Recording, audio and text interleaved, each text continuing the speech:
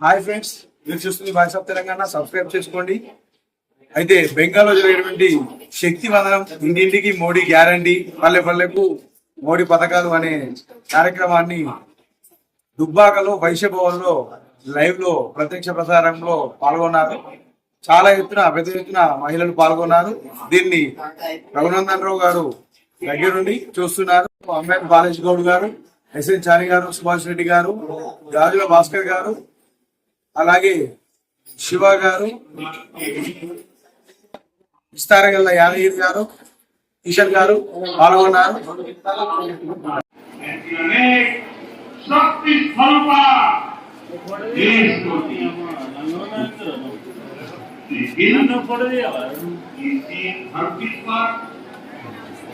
TMC के राज में नारी शक्ति पर अत्याचार का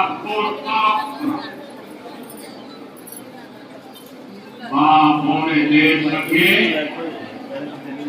अत्याचार हुए टीएमसी घोर पाप करे को बचाने के लिए पूरी शक्ति लगा रही है।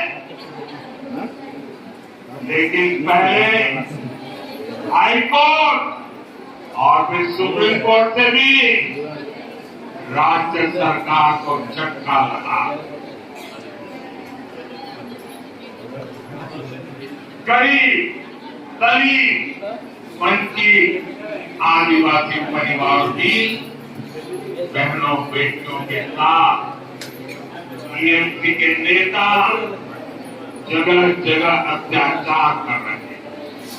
బాగుంటుంది అనేటువంటి ఒక మంచి ఉద్దేశం కొద్ది చెప్పినారు. ఎక్కడైతే బీజేపీ అధికారంలో ఉందో అక్కడ మహిళల మీద అత్యాచారాల సంఖ్య తక్కువ ఉంది. కాంగ్రెస్ ఇతర పార్టీల అధికారంలో ఉన్న చోట ఇబ్బందులు జరుగుతున్నాయి అనేటువంటి మాట వారు చెప్పడం జరిగింది. భవిష్యత్తులో మీరంతా మరొకసారి మీ బిడ్డగా ఎన్నికలలో రఘునందన్ కి పార్టీ అవకాశం ఇస్తే తప్పకుండా బీజేపీకి కమల గుర్తు కోటేసి నన్ను ఆశీర్వదించాలని కోరుకుంటూ సెలవు తీసుకుంటామని. జై హింద్, జై భారత్.